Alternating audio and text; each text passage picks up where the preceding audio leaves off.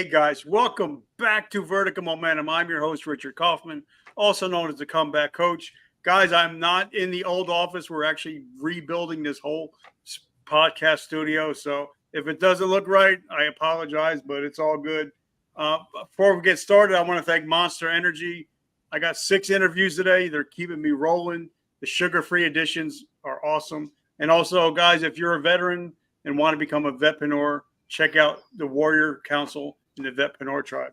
Guys, this episode, if you're an entrepreneur and you're a veteran and want to become an entrepreneur, this episode is for you. My brother David, we've been friends for years now. He's an amazing dude. I mean, he's a Marine, which, guys, you know I love my Marines. He's a CEO, podcast host, real estate investor. He does it all. He's the Swiss Army knife of positivity. David, my brother, welcome to the show. Yeah, I'd love to. I'm glad people think I'm positive all the time. I've been known to be my negative Nancy here and there, but life is good, man. Life is good. I love it. So first question I'm going to ask you right off the bat, what is your definition of resiliency, especially after, people see the successful David. They don't see, the guy that in the Marine Corps had a lot of struggles in his life, but has come out the other side. So what is your definition of resiliency? Yeah, there's a million ways to skin that cat, right? And I'm sure the answer of just never giving up or never quitting is common, but I think consistency is a good word for resilience, right? It's the ability to keep doing the routine no matter when shit is going your way or not going your way. And I think they're very parallel worlds, right? I mean, there's a million ways you could describe resilience, but I think it's just the ability to, get up and keep doing the same things day over day, no matter what, no matter how you're feeling. And that's one of my favorite quotes is consistency trumps intensity every time.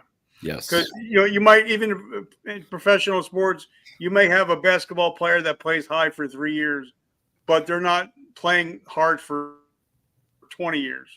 So, and the ones that play hard for 20 years are the ones that are getting into the Hall of Fame. Yep. That's exactly right. So give us a little quick down and dirty about where'd you come from, where'd you grow up, and how and why did you join the Marine Corps? Yeah, I grew up for the majority of life in Little Rock, Arkansas. I was a homeschooled, religious, sheltered kid in a conservative family. And that probably sums it up, Eagle Scout, all the normal, baseball player, all the normal things you do growing up. And then when I was getting closer to 18, I was trying to figure out what I wanted to do. I'd always wanted to be a firefighter, cop, military, something to, I guess, give back, right? To serve. And I mean, really, I don't think it was because of the serving. Let's be real. It was because they all seemed like really fun jobs when you're a kid. You're like, oh, police get to, tase people, and firefighters run into burning buildings, and service members get to do all kinds of jump out of airplanes. Like, all that stuff sounds awesome. And ultimately, I chose the Marine Corps. And it's funny, I tell people I chose the Marine Corps because of their uniforms or whatever, and because it was a challenge. But I think the reality is, when I talked to all the branches, I realized that the Marine Corps had the best duty station locations. And I mean, the Navy has some really good locations, but you're very likely to get stuck on a ship and not see that location a whole lot. And so, at the time, my understanding was like, oh, San Diego, Hawaii, Guam, on the beach on the East Coast, Japan, like, I'm okay with all those places. The recruiters, of course, don't tell you about 29 Palms and that you're going to get stuck in the desert. But that was one of the main reasons. And I just wanted an adventure. I wanted to be able to travel the world, gain some life experience, have a real adventure, and leave Little Rock. Right. I wanted to see the world. But why would you want to leave the world of the Clintons to go travel the world? So I would say most people in Little Rock don't claim that. But so, did you take to the Marine Corps? Because like a lot of people, when they join the military, either they loved it or hate it. You stayed for a minute, so obviously you must have liked it. So did you take to it? Oh yeah, no, I took to it. I could have jumped out and gone to college. Still didn't know what I wanted to do school wise, and so I went. I did 13 years on active duty, and I stayed until it wasn't fun anymore. And really, it only became not fun because as you get promoted and wars die down, you don't do all the deployments and trainings and fun stuff. You get stuck at I found myself my last 2 years. I was in a windowless skiff with no cell phone access, no Gmail, no, access to really anything online fun. And just working away, it was one of those, they even waived our rifle range because they were like, oh, you guys are fine. You don't need to shoot this year. You can just stay here. And I was like, I didn't join the Marine Corps to live in a box. Like, this is terrible. Um, and so that was kind of when I decided it was time to get out, when I was no longer working with the Marines on the ground or running motor pools or doing deployments or field ops or anything. It was just wasn't fun anymore. So how many years did you end up doing? 13. All right. So the reason why I knew the answer, but the reason why I wanted to ask is, because a lot of people think, wait a minute, you're in for 10, you might as well do the whole bitch. Yeah. But a lot of us, when we get out of the military, like Sergeant Nick says in our group, that when you step off base, number one, the military doesn't give a shit about you anymore. Number two, a lot of us don't have the camaraderie that we used to have with our guys. Number three, a lot of us don't do 20 years, so we're not even getting a paycheck. And a lot of us end up at the bottom of a bottle at the end of a barrel because of some of those things. So what was your military transitioning like? Yeah, you're absolutely right. And I've lost entirely too many friends, as we all have, from exactly that. I think a lot of that stems from when people exit the military, their entire sense of purpose and identity was tied to being in the military. They haven't taken the time to figure out, and it was rough for me even, but to figure out who Dave is, who Richard is, who Pat is, who you are without the military. And if your answer when people are like, what do you do? You're like, I'm a Marine. You're like, oh, cool. But like, what do you enjoy doing? And you don't really have an answer for that. You don't remember what your hobbies are and everything. It becomes really rough to transition, especially when you couple that with the fact, like you said, that you're going to move away from all the people you knew in the military. And if you're like me, you move to I don't say small town, but a town that's not near a military base. And so there's a small military presence here. And if are service members and vets, they're all, retired or veterans. So they don't, you don't really relate on the same level. And then it's hard to develop a sense of purpose. There's not a whole lot of, senses of purpose that are quite as big as serving your country and, serving with a bunch of people that are all like willing to lay it all down. So it's hard to kind of come through all that. So, I mean, it was rough even for me. I mean, I was financially free. I didn't have to take a job, could have done whatever I wanted to do. And I found myself, I guess kind of I won't say in a rut, but struggling with not being around service members. And interestingly enough, like not having a schedule. I thought, oh, this is gonna be amazing. I'm going to make my own schedule. But kind of, it was nice when I look back having those decisions made for you. Like, you're going to do this, this, and this tomorrow. And what are you going to wear and whatever. And so, I mean, it was a bit of a rough transition. I think everybody goes through that dip when they come out. And, I always tell people, like, look, if you're feeling that way, just know anyone who's gotten out of the military has been there, done that. And just reach out to some friends that are already out and talk to them. But more importantly, like, go outside. I don't care if it's raining or sunny or snowing or whatever. Like, go find yourself out in nature somewhere and just enjoy yourself. Like, get familiar, get comfortable being alone, but also, call a friend, go for a hike. But just get outside. Because what happens is when you're mopey, you're sad, you're depressed, you're down on your luck, you stay inside, away from the sun, away from nature. You get on your phone and you just dig yourself into this hole where you're more mopey and more sad and more depressed and more, when reality is, if you just go outside and get the blood flowing and just go for a walk outside with a friend, like, that's the fastest way to pull yourself out of that rut. And but the sad thing is, like, you don't see that or feel that when you're in the rut. So it's kind of, you just got to surround yourself with friends that are willing to call you and say, "Hey, we're going on a hike. Get in the car."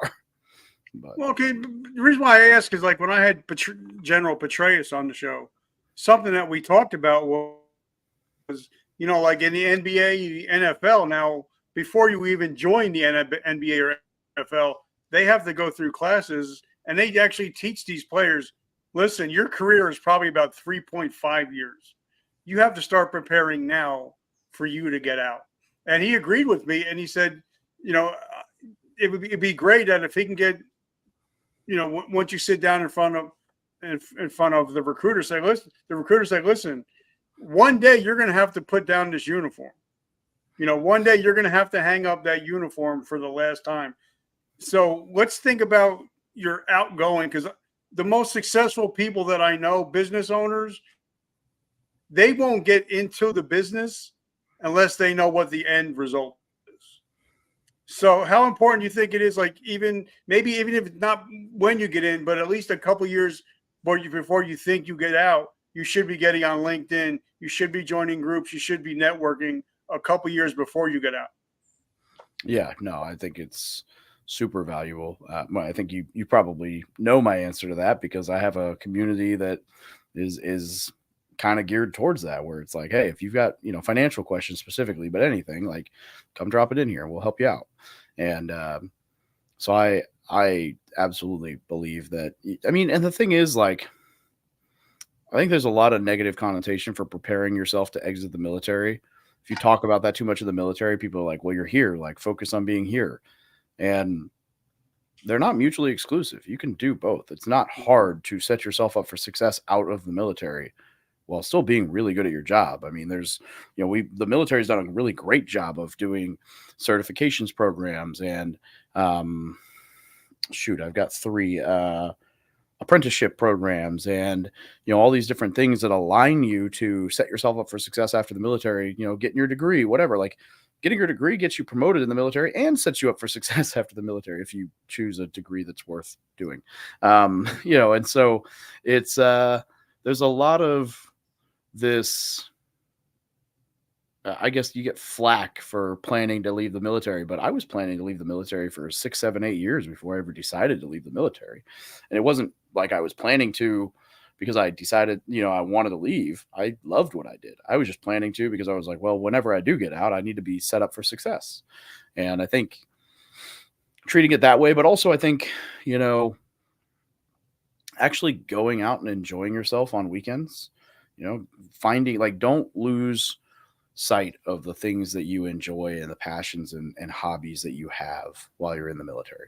Go enjoy your life off duty so that you still remember who that person is. Some of these guys I know that have seem to do decent with transition is like, and I'm not recommending this as a hobby, but like, motorcycle guys. Motorcycle guys seem to do okay because they go and they have a huge group of friends they ride with in the Marine Corps, and they fall in love with their bike, and they're diehard motorcycle guys. And then wherever you move in the country, you can find guys that ride, and they're all cool. They're all super inclusive. And so find yourself a hobby, whether it's softball or motorcycle or rugby or baseball or soccer, whatever. Like, find yourself something that you can do outside with other people that doesn't have to be service members, and then just pick that up wherever you go next. And that'll help with the trend. It really is just boils down to me about, like, figuring out what you enjoy, figuring out who you are, and finding that sense of purpose eventually. But just getting around people during the transition.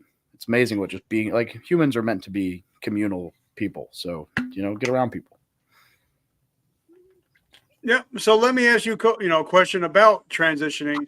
Because one of my friends, Daniel Curry, put out a post the other day. He's like, my VFW needs help. We're dying. And I told him, I'm like, because guys and girls that are getting out now, they don't want to just be sitting around getting liquored up, telling old war stories. They want to go out hiking, hunting, fishing, like you're talking about, motorcycle riding. So do you think that's some of the reasons why VFWs and AMVETs are dying at a fast rate today? Honestly, I don't know. I would say you must be right, because I'll be honest, I've never been to a VFW. And when I think of VFW, I I I think they need to do some kind of a rebranding. Um, Yeah. because when you say VFW, I hear people who served in World War II, Korea, Vietnam, sitting around Hmm. drinking beer, talking about World War II, Korea, Vietnam, and I immediately think even though we're all service members, I'll feel like an outcast. Like I wasn't like Vietnam and Korea were entirely different beasts of conflict than Afghanistan, right? And so it's like there is a piece of me that immediately just feels like I'm not really going to fit in there. That's not my crew. My crew is, yeah, they're the guys who go off on motorcycles or hiking or the silky hikes or like it's a whole different breed. And so I think without having been to a VFW, so I don't really know that I can speak to it. My gut instinct is there needs to be kind of a rebranding towards younger service members, which includes those, hikes and ruck runs and outdoor activities and stuff like that. Because my view of it is older guys sitting around drinking beer, and there's nothing wrong with that. Honestly, like now that I say that out loud, I should probably grab a cigar and go hang out. But that doesn't cross my mind as something to do on the weekend. Yeah, for me, they're like the GNC of the supplement industry. They're just old school, and they, like you said, they just need a rebrand. Yeah. So, talk to us about, if what did you do after you got out? How did you get into the whole entrepreneurial space? Well, honestly, I did that while I was in. I got into real estate. I bought my first house in December of 2015. I left the military in October of 2021. And by the time I left, I owned over 100 rental units. I had $1 million net worth, but it's on paper. It's all equity. Who cares? But I was able to walk out without having to get a job. But a lot of that was because I had kind of started this online brand, right? I started documenting my journey using the different products to buy, different types of real estate and learning how to do that. And I started just documenting what I was doing. And I had named it From Military to Millionaire, which I didn't even come up with, but it's catchy. A friend of mine came up with that. And that kind of had just morphed into, an online community, a brand and everything else. I'd written a book. The book actually came out in July and I didn't EAS until October. So I wrote the book before I exited. And so it was kind of cool because I was already in this journey, but I didn't realize, like, I didn't know what I didn't know. I was still thinking like, oh my gosh, I made $1,000. This is amazing. Like, and I was still operating in the red. It wasn't until a year or two later that things really kind of took off as a business and I started learning how to run, marketing and sales and everything to really kind of hone in on it. But I mean, yeah, I would say I got into it. Someone handed me Rich Dad Poor Dad. I got into real estate and then I kind of accidentally stumbled into the entrepreneur side of it when I was documenting what I was doing in real estate and that just grew on me. And I realized I had a business.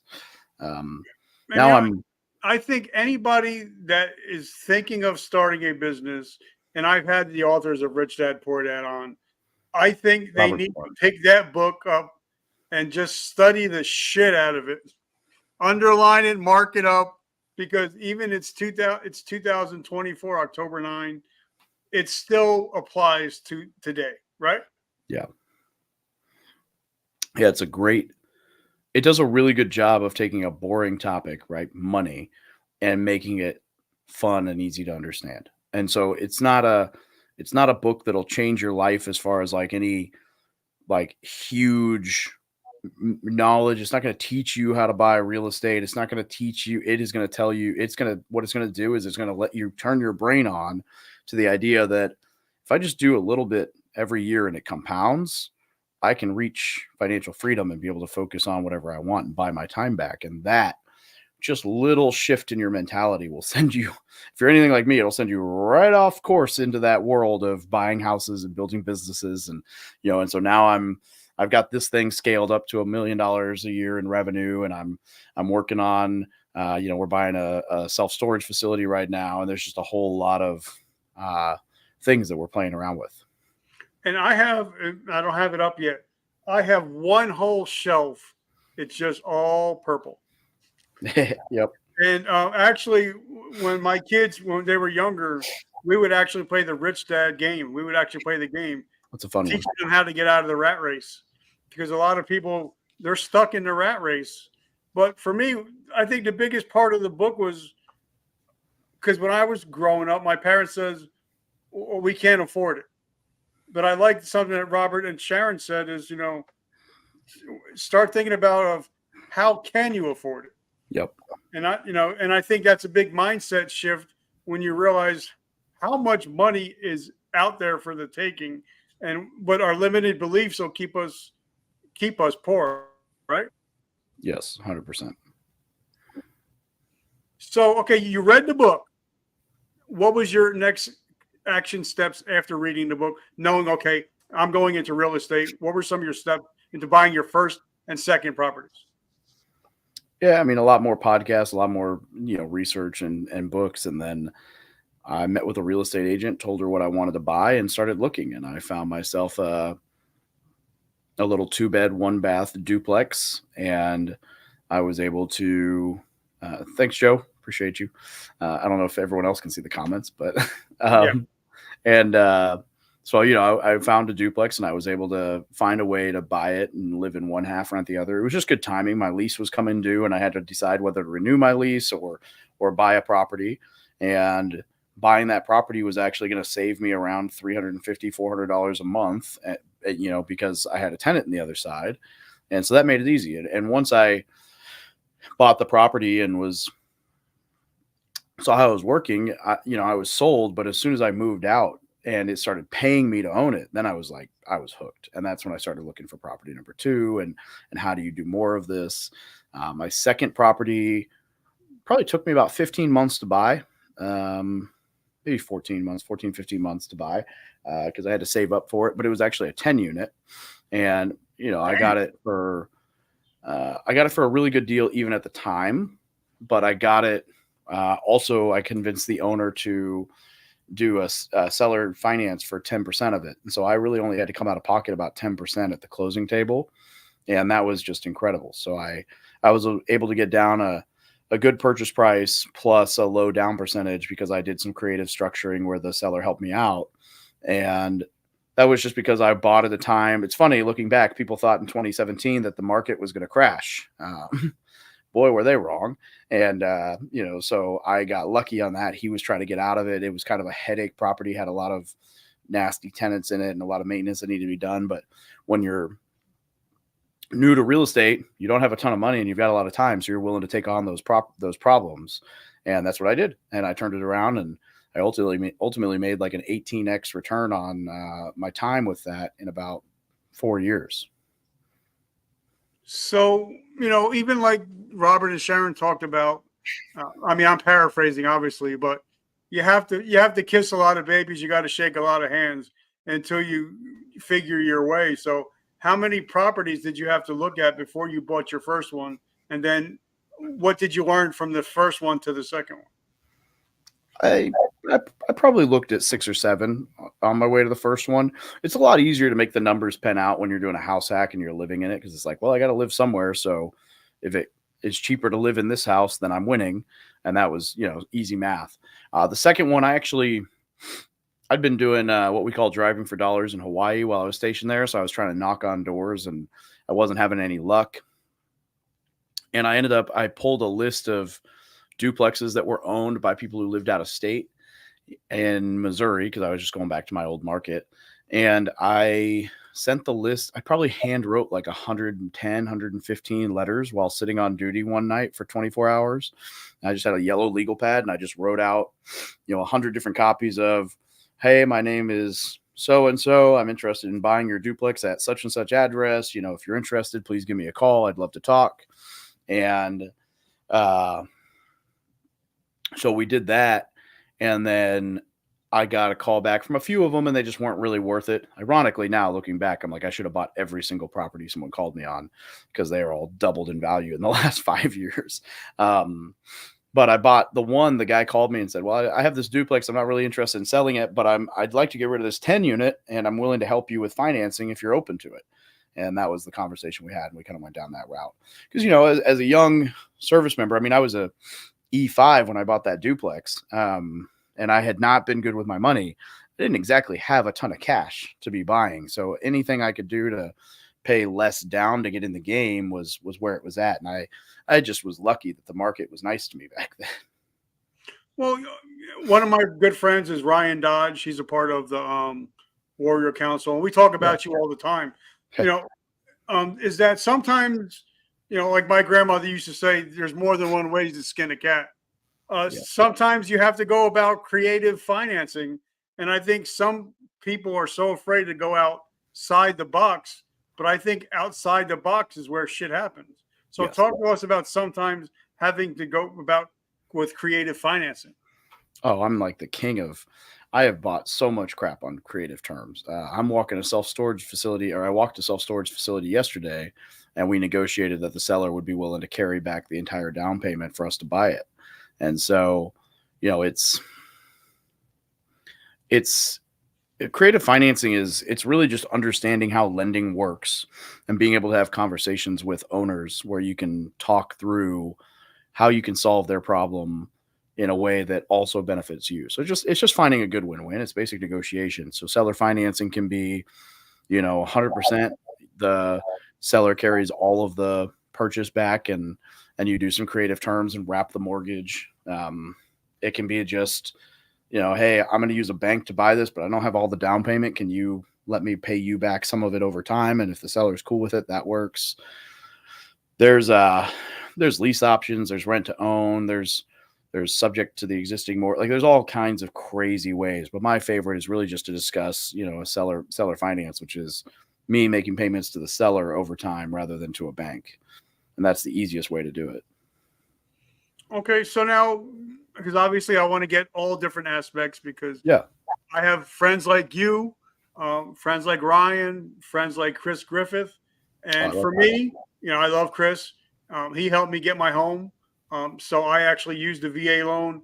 And Yeah. now I'm ready to do some business because we have since the last 10 years, we have over $500,000 in equity. So we're going to start doing some other business stuff. Love it. So, what is your opinion on getting your first home through a VA loan? Oh, I absolutely love it. In fact, I'm actually on Chris's mortgage team. But Chris is my favorite. Vetted VA is who I point everyone to when it comes to loans. Vetted VA and his team BMN. The VA loan is the single best mortgage product in the entire world as far as primary residence financing. And I don't know of anything that beats it anywhere. And it's unfortunate because there's just all these misunderstandings about it.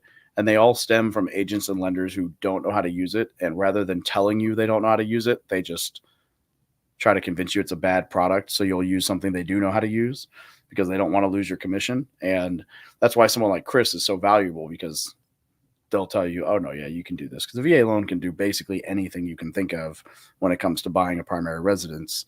And it is incredible, as you alluded to, with having $500,000 in equity in your home, and you did it without a single dollar out of pocket. Well, you might have had to pay closing costs, but no money down.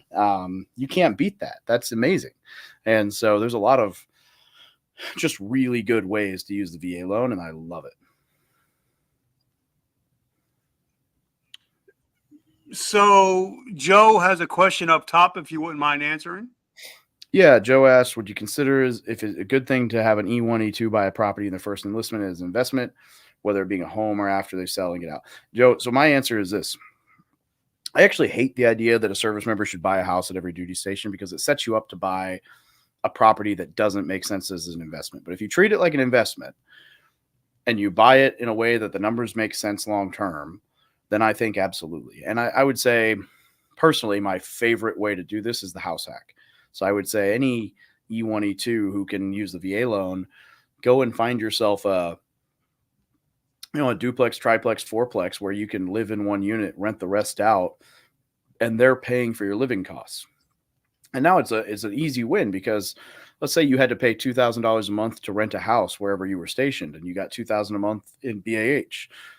If you can get your tenants to pay all but even 500 of that, Now you're out of pocket $500 a month instead of 2,000. You got $1,500 a month extra from BAH to pocket and reinvest elsewhere, or boost your reserves, or I think that's probably the just absolute best way to get into real estate. And that's my opinion, at least. I love it. So let me ask you a question, because this is something my wife thinks I'm crazy. She's probably right, but I'm actually looking at beach homes down the shore here in New Jersey, and I'm thinking, okay, I can buy this beach home. I could sell my house for about 800,000. Uh, buy a beach home with that money using the 1031 exchange, and then also using the VA loan. Is this going to be my primary residence? So I won't have any PMI. What is your thoughts on that? I I actually don't think you can use a 1031 exchange on a VA loan property, Okay. or FHA or any primary residence, but it won't matter because if you lived in the house for 2 of the last 5 years, which obviously you do, then you're exempt for up to a $500,000 in capital gains tax anyway. So, that's actually a better deal, because with the 1031, you have all these weird rules about what you can and can't buy. But if it's Yeah. a primary residence, you just get a straight up $250,000 if you're single, $500,000 if you're married, capital gains exemption. And so you still wouldn't pay any taxes on it, and you wouldn't have any of those rules. So I actually prefer that. And I think if you can get into a property that makes sense and you can throw the money down and it's not going to hurt you financially, I don't know. I'm not one to tell somebody don't live on the beach. I think that's lovely. So I think, Well, see, you but the you have only to reason I'm thinking consider about it is because I'm 100% disabled, and if I live in the state of New Jersey, I don't pay any property tax. Oh yeah, You know what I'm that's saying? awesome. Yeah, I'd yeah, rather that's I'd huge. rather live on the beach and sit in a jacuzzi and make podcasts. I agree, and I think that's great for your mental health, which is huge. You're getting outside. Yeah. So okay. So how did you go? I mean, I understand buying one property after another, but obviously, like even Robert talks about in the Purple books, you have to build a team, and your team. And for me, my team is everything. I wouldn't be able to do what I do without my team. So you had to have a team to get to 100 doors. You couldn't. You didn't just do it all by yourself, right? No, yeah, I've got a property manager, I've got an agent on the team, I've got, at the time I was doing some wholesaling and flipping, and so I had a contractor, I had an acquisitions guy, I had a lead manager, essentially someone to maintain who I was talking to, um, all of those things. Now I've kind of scaled back, and I'm more just doing partnerships deals, and so I'll find a friend or somebody who I know who's a really good operator, and I will either raise the money for the deal or sign on the debt, or whatever it takes in order to make the deal happen.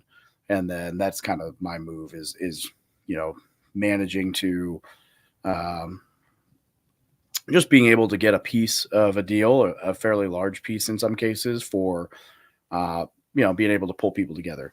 Or like this mobile home park, right? I found the deal, I negotiated the deal, I negotiated the seller financing, and then I'm going to help run it, but I've got a full-time boots on the ground manager that's going to be the other half. And so I'm trying to kind of partner with people in that regard, where I can bring time and knowledge, and not, or money and knowledge, and they can bring time, and then we can crush a deal together. Okay, so now let me, because I believe you need to have a quality of life. But something I love about you is people may see the big and the gruff kind of guy, but they really don't know that you really have a big heart. And one thing I love about you is that you know you've been helping the Boy Scouts out for a really long time. So that I know that hits your heart a lot. So talk about you know business is what we do. It's not who we are. And we also Yeah. have outside things that give us joy. So how important to us is to like volunteer, becoming a den master with the Boy Scouts, or other things in life besides business. How important is that to for our soul and our mental health? Giving back is really important, and it's fun. You meet really cool people. So I'm actually not currently involved in Boy Scouts, so that's nothing against them. I just my I got divorced, so my stepson who was in Scouts is now turning 16 in a week, and he could care less about anything other than getting his driver's license and playing baseball. And then my other son is so busy in sports, he just hasn't gotten to the age of getting into that. But yeah, I was a den leader for 3, maybe 4 years as either a scoutmaster or den leader. I am an Eagle Scout, so I definitely, I like that world for sure. I volunteered and I coached my stepson's baseball team for a year or 2 years. I coached my son's baseball team for the last year. I enjoy all of that stuff for sure.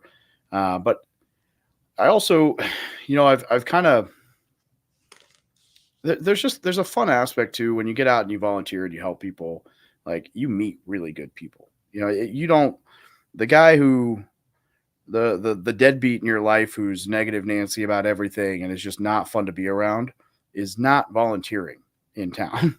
And so the people you meet in town that volunteer are always really cool. Like when I was a den master, I had worked alongside this guy for probably close to 2 years.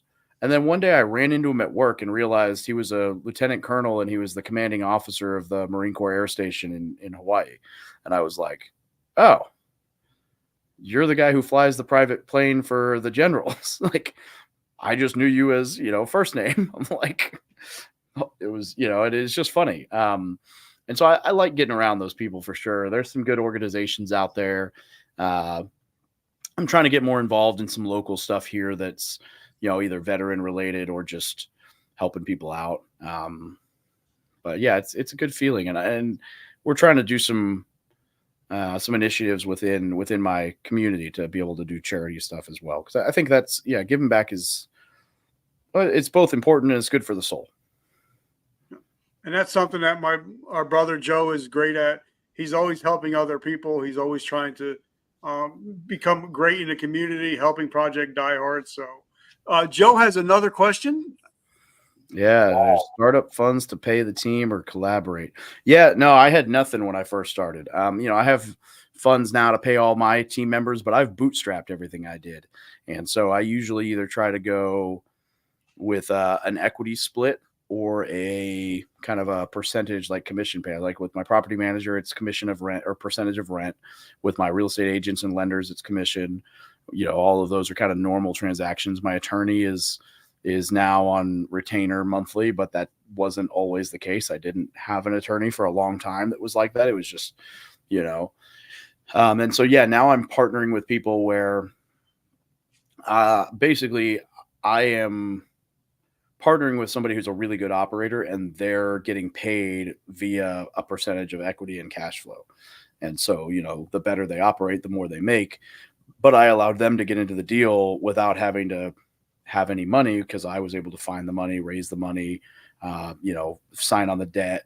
The lender lent to it because of my net worth, various things like that. That's kind of what I bring to the table. So like right now I've got a partner. We bought 13 single family houses earlier this year in a portfolio, and we're going to buy this storage facility together. And, he's an incredible operator, but his tax returns got messed up. So he can't really borrow from a bank the way that you would want to right now. And so they use my net worth and my financials and my global cash flow to finance the deal. And then I negotiate like the creative financing sometimes. Sometimes he does. He's not bad at that either. But I'll raise money. So like I raised $100,000 for the 13 single families. And so we're able to do it like that, where I'm raising money or funding the deals and then signing on the debt, taking on that risk, and he's operating it. And then he gets paid. We get paid, 50-50 or 35-65, depending on the deal, out of the cash flow. All right, now I have a question because I just want to see which way you fall on the spectrum of this. Obviously sometimes a lot of people use their home as equity and then get into business and buy and build their businesses. But it seems like as people get into the higher echelon of entrepreneurship, say somebody like a Grant or somebody like a Kiyosaki, they say, I don't own my home. I don't own nothing. The corporations own everything. I just live in the houses that the corporations own. So, what are your thoughts on that? Is that something that you do, or do you actually own your own home too? Yeah, no, I own the house I'm in right now. I Okay. I think if you look at like Grant, for example, Grant has no he has nothing to gain by owning his own home other than owning his own home. But he has a lot to gain from convincing his audience that they don't need to own their own home. They just invest in multifamily real estate, which he just so happens to have for, you to invest in. And Yeah. so that's Grant's game. Grant's game is you don't need to own this when you can own a piece of this. By the way, I have this to sell you. And he's smart. That's a good play. I think pros and cons, right? Because I understand the idea that your home is not an asset. I mean, it is. Let's be real. Like by all technical definitions, you have an equity position in it. It's an asset. It's going up in value. It counts as an asset. But what people mean by that is it costs you to live in the house. You've got property taxes, you've got utilities, you've got maintenance, you've got whatever, and it doesn't cost you in the same regard to just rent. You just have the payment, and you don't have all the other stuff. That being said, that's why I like house hacking. So I'm house hacking this. The upstairs is an Airbnb and it pays for everything. So I live for free in this house and I don't have to deal with, too much. I mean, I have some guest issues that I got to deal with here and there, but for the vast majority of the time, I live for free in this house and the Airbnb covers itself. And that's been great for me. So I would consider this one to be an asset and I live here. So it's great. And I agree with you. Like, we're building a new podcast studio, so I'm able to write that off. But also, a lot of people when they buy a regular house, they're like, "Oh, I'm going to put a pool in it," and then they try to sell the house like 5 years later, and they have such trouble trying to sell a house with a pool, especially in New Jersey because the laws are crazy like California. So, but I think as you start moving up into the world of financial, you start realizing is anything I do to my house, is it going to raise the value for when I sell it, or is it going to decrease the value? So is that, if anybody's going to do any additions or anything, is that something they should think about even before they do anything to their homes? Yeah, I think you should really understand. It depends on what you're going for. If it's your forever home, who cares? But if it's a home that you may sell or leverage at some point, you should definitely think about what brings the most bang for buck as you're doing renovations. And realistically, that's kitchen and bathrooms. Kitchen and bathrooms are what brings the most value to homes. If you add a bedroom, that's huge. If you add a bathroom or a half bath, that can be huge. But a really nice kitchen and a really nice set of bathrooms goes a long way in the real estate game when it comes to valuations. All right. So now let's bring it up. Now we're, like I said, it's October 9th, 2024. And in New Jersey, the market is hot. Like my friend he put his house on the market Friday. They're signing the paperwork on Monday, and Wow. he sold his house for 200,000 over asking price. Damn. Because everybody from New York, they're all moving into New Jersey because it's cheaper, and everybody's working from home, so they're setting up offices at home. So obviously it's not the normal. So what are you seeing in the normal in countrywide as far as the real estate market? I mean, it's not terribly different here. We're not quite that hot, but I had a property about a year and a half, 2 years ago that I tried to sell and it didn't sell. And I had a tenant move out and I was like, you know what? I still don't really like this property. I'm going to sell it. And my agent told me he could probably sell it for like 15,000 more than we had listed it the first time. So I'm like, oh, well, that's cool. And so it's definitely still moving here and the values have increased for sure. And honestly, I think as rates drop that'll continue to increase, but we're going to just have to kind of wait, I guess, and see. Time will tell what the market really does, but it's still kicking here. I mean, inventory is still down. Sales are still up. We're still above average quote unquote market cycles and people are moving here as well. So it's going up in value slowly but surely. So if you get somebody like I have a friend of mine, one of my old mentors, who taught me a lot about business. He's actually thinking about selling his home. He knows he can get money over asking, but the problem is there's no inventory. So now he can't buy a house because there is no inventory. So you're kind of locked in a the six of one and a half dozen of the other. Are you seeing a lot of that also? Not as bad here. No, we definitely you can still find stuff to buy here. So okay, this is the teaching podcast. If somebody was going to if Joe Schmo was going to get out of the military today, and wanted to start a business, it could be real estate or any other business, what would be your top 3 pieces of advice for Joe Schmo coming out of the military? Learn marketing and sales, because most people don't, and that's the hardest part of any business. Not even learn. Get around people who are already doing what you want to do. If you've got a business idea, there's somebody out there who has a similar business, and they can help you. And I'm not saying go to them and be like, teach me everything you know. Like, learn from them. Whether if they wrote a book, read it. If they're on podcasts, listen to them. Build a relationship with them. If you're gonna just straight up ask them for help, open your wallet and pay them for their time. Like, make it valuable for them. Otherwise, why are they going to help you? Like, especially if you're trying to compete in their world, they're not going to help you for free. They're going to be like, oh, cool, man, I learned everything the hard way. Best of luck. Make it worth their time to help you and show interest and actually research from them. The sales, marketing. And then I would say, find something you love. And I mean, for some of us, the passion is that they love building a business or a project, right? Like, that can be a thing. But find something you're passionate enough about that it excites you and will make you work through when things aren't going great. You mentioned at the very beginning, we go all the way back to this resilience thing. It's consistency. Well, if you don't actually love what you're doing, you're not going to be consistent when shit hits the fan. You're gonna go and find something you enjoy doing. And in all business startup ventures, there is what I call the BMW phase, which is below minimum wage. And you're going to grind for a while, not making a ton of money. And you have to be able to stay consistent through that, or you will be one of those 9 out of 10 businesses that doesn't make it. And so find something you enjoy, understand marketing and sales, and get around people who can help you grow it. Well, it's kind of like podcasting. We have something in our industry called pod fade. The average podcast lasts 13 episodes. Yeah. We're up to episode 1350, because we've been we stay consistency. Yep.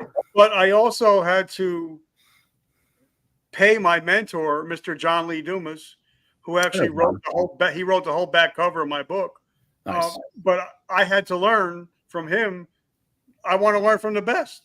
He's making $250,000 a month from his podcast. That's who I want to learn from. Entrepreneurs on Fire is definitely how important is mentorship, but also sometimes having to, because we all know a lot of military people are cheap as fuck.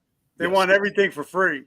So how important it is to sometimes have to pay to learn from the best to become the best. Yeah, I think it's huge. It's funny you say that. I just had a video go live and it's talking about VA loans, and somebody commented on it and said, this guy scams vets.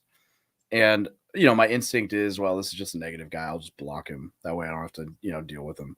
But instead I was like, curious what makes you say that? Like, I've never been sued or down. There's not a whole thread about me being scammy. All my reviews are 5-star. Like, what makes me a scam artist? And his answer was, well, for one thing, the mastership, the mentorship you offer for $5,000. And I was like, I could tell by his name, like, the guy's not in the group. He's never been in the group. I don't know who this is. So I was like, is it the price tag that makes it a scam to you? Because, like, if you're like, for real, like, if you immediately assume scam when there's a dollar tag attached to something, then you're not the type of person I want in the group anyway. But, like, you have to go looking for my mentorship. I don't just offer it to people. It's not like the mastermind community it's full of people that are crushing it and want to really take it to the next level. And we have an application process and an interview process. So I'm like, for it to be a scam, like the members who joined, not one person who's joined has ever told me it was a scam. And nobody has ever asked for their money back because they didn't get their value. The only time I've ever been asked for money back is because of, well, really buyer's remorse. Somebody who was like, oh, I didn't have, my like, it's always like my grandma died. And it's very rare. It's like maybe 6 people out of the 400 members we have over, 5 years. And it's funny, this the idea that people really do think it's a scam. And I'm like, no, the scam is you thinking I'm going to teach you everything I know for free. Like, why would I do that? I make, a couple $100,000 a year doing this. Why would I stop and give it to you for free when I don't even know who you are? Like, if you're going to build a relationship with me and get close to me and be in my circle, show up to cigar nights, have whiskey, hang out and whatever, you're going to learn because you're a friend and you're in a good spot. Like my close friends, I'll answer questions for anytime. But if you just expect someone to drop everything and teach you, like, how entitled do you have to be? I mean, you wouldn't go to your drill instructors and be like, hey, can you just let me off the hook today and just show me how to pass boot camp and just be nice to me? Why? Well, because I want to pass boot camp. Like, nah, bitch, you got to earn that shit. So, so I guess that's my rant, but like, I did the math. I am going to pay out $60,000 this year for a professional, like a performance coach, a mindset coach, and a mastermind group that I'm in, not including like travel to events that I'm going to learn, the event costs and everything else, like 60 grand on those 3 people. So I 100% believe in paying to be around people that have enough value to bring you that they wouldn't just stop everything and help you for free because they have so much going on.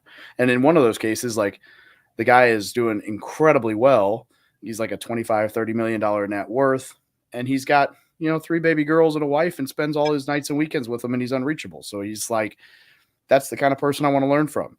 Great home life, still crushing it in business. Yeah, you're going to have to open your wallet to talk to that guy or live close enough to be a good friend. And, and something that I learned from Robert, the warrior strategist Garcia, and something that I use every day is, I'll give you the what, but I'm not going to give you the how. Yeah. And Gary Vee does the same thing. I mean, he'll let you buy the books for $15, $20. But if you're going to see him live, you're going to pay a price. If you want to get taught by him and the guys at VaynerMedia, you're going to pay a major price. Yeah. And I think that's very important. And I think even Layla and Alex Hormozy do the same thing. We'll give you the what. You got to pay for the how. Well, I guess that's fair, actually. I'm probably at 80,000 because I dropped 20 grand to go to 3 sessions with Layla and Alex. And I've 2 sessions in, it's changed my whole business model. So it's great. So let's talk about, because I've been in your group, your Facebook group. I can't believe how it's just growing. It's growing like crazy. I know you hit a great number. But you're also an author. You also have a book that I want to talk about. So talk about all the other things you've got going on besides just the business aspect. Yeah, I mean, we got the podcast and everything else, but yeah, the book, I've got a 90-day planner, which is kind of just, the planner I like to use to set myself up for success every day. And then I've got a book called The No BS Guide to Military Life, which is, it's basically everything I wish I'd known when I joined the military. So it's probably 2/3 of it is financial, but the other third is, jobs and recruiter versus drill instructor and certificates you can earn and degrees and military benefits and documenting things to help with your VA disability when you transition out and how to decide when to get out, whether to do the reserves and all kinds of stuff that'll actually help you with your time in the military. But the other 2/3 is, real estate, thrift savings plan, index funds, basic investing stuff. And it's all, it's all very beneficial. It's everything I wish I'd known when I joined, and it's in chronological timelines. So it's the perfect book to hand to a young service member who's thinking about joining the military or just did, but it's also the perfect book to hand to a vet and be like, this is how your benefits work now. And I give it away for free on my website. For me, I want to purchase personally both books, but I also want the 90-day planner because I use my 90-day planner. I'm using John Lee Dumas's for the last 5 years. That I went with a green monster spine. That's the homage. So No, I've been using, John Lee Dumas's for, 5 years now. And I believe if I don't write things down, it ain't going to get done. And that's Yeah. why I love the planner. So how do we get the planner? How do we get the book? The book, well, I have a link that I always tell people on podcasts. It's thebestpodcastguest.com. And if you go there, you can get the book as a free PDF. It's on Audible, it's on Amazon, but you can download the PDF for free if you are okay reading that way. And that's on the website there with all my social media and everything. But then if you go to my website and you just do /books, you'll find the planner and the book and all their Amazon links. I'm definitely picking up the planner. I know that because Yeah, let me know how you like it. I will, because I like I said, everything I believe that there's something magical about putting pen to paper instead of just tickling it into your phone, and hitting send. I think there's a big difference. So talk about your Facebook group and what you got going on there. Facebook group is really just a hub, right? There's a lot of content posted in there. There's a lot of Q&A. There's a lot of just general information. I've got a ton of resources. Like I've got guides and lenders and agents and stuff like that. And I've got moderators, but a lot of it is just facilitating a place for people to come and ask questions without a ton of spam. And if we see spam, we block it.